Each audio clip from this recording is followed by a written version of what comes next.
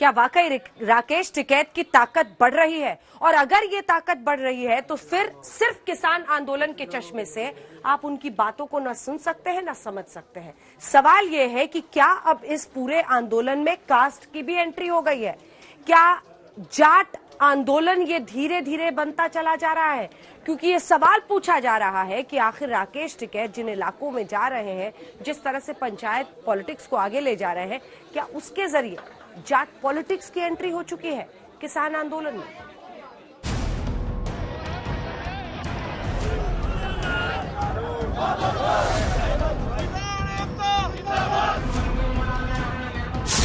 क्या बदल जाएगी जाट पॉलिटिक्स? क्या है टिकैत और जाट फैक्टर? इन तस्वीरों को देखिए और इन तस्वीरों के पीछे की सियासी मायने भी समझिए।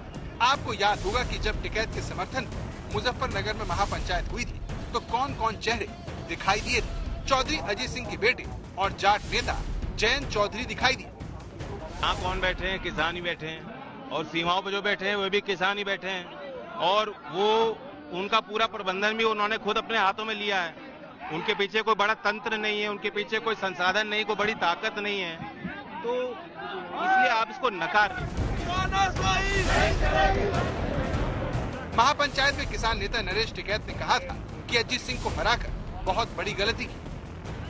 अब एक और तस्वीर देखिए। राकेश टिकैत के समर्थन में हरियाणा के पूर्व सीएम भूपेंद्र सिंह हुड्डा के बेटे और राज्यसभा सांसद दीपेंद्र हुड्डा भी पहुंचे थे। ये वही हुड्डा है जो जाट समुदाय से आते हैं। एक और तस्वीर देखिए।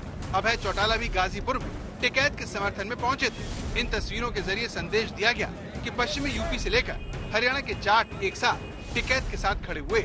जो दल एक दूसरे के खिलाफ थे आज गिले शिकवे भुलाकर एक साथ आ गए।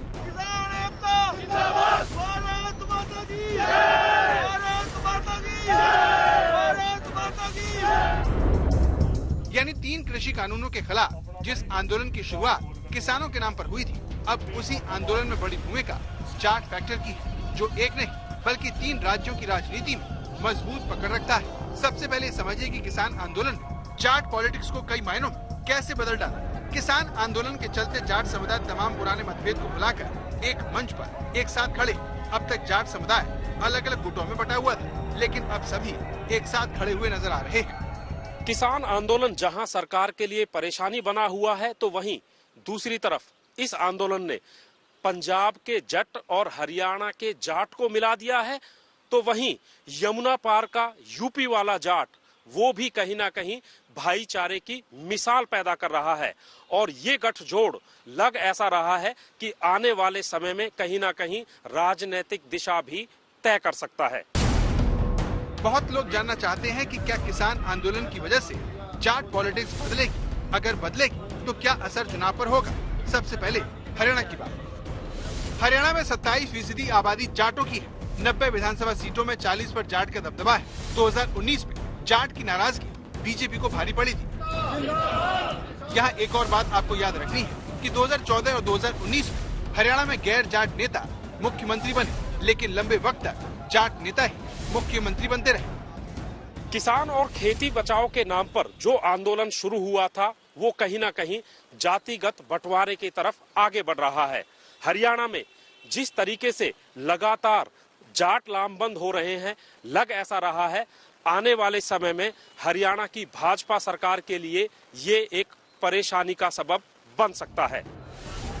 जाट पहले ही बीजेपी से नाराज है और अब किसान आंदोलन ने बीजेपी की मुश्किलें और बढ़ा दी हैं। वहीं दूसरी तरफ पश्चिमी उत्तर प्रदेश में जाटों की आबादी 17% के करीब है। गाजियाबाद से लेकर मेरठ, बागपत, शामली और बिजनौर, सहारनपुर से लेकर अमरोहा तक जाट समुदाय की सियासत में अच्छी पकड़ है। यहाँ की 8 लोकसभा सीटों और लगभग 70 विधानसभा सीटों पर जाट निर्णायक भूमिका में है। 2014 के लोकसभा चुनाव, 2017 विधानसभा चुनाव या फिर 2019 का लोकसभा चुनाव, जाट वोटरों ने बीजेपी को चुना। 2019 में दिग्गज जाट नेता अजीत सिंह चुनाव हार गए। 2019 में जयंत चौधरी लोकसभा चुनाव हार गए। 2019 में जाट समुदाय ने बीजेपी पर विश्वास किया। 2016 में पश्चिमी यूपी में बीजेपी 109 सीट जीती। 2014 में जाट समुदाय ने मोदी पर भरोसा किया।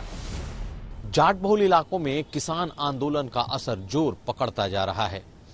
यही वजह है कि योगी सरकार ने अपने 2 मंत्रियों को चुपचाप उन इलाकों में जाटों को समझाने के लिए लगाया है। यही नहीं, इस आंदोलन में अब सख्ती नहीं करने के भी एक निर्देश दिए गए हैं ताकि और नाराजगी नहीं बढ़े।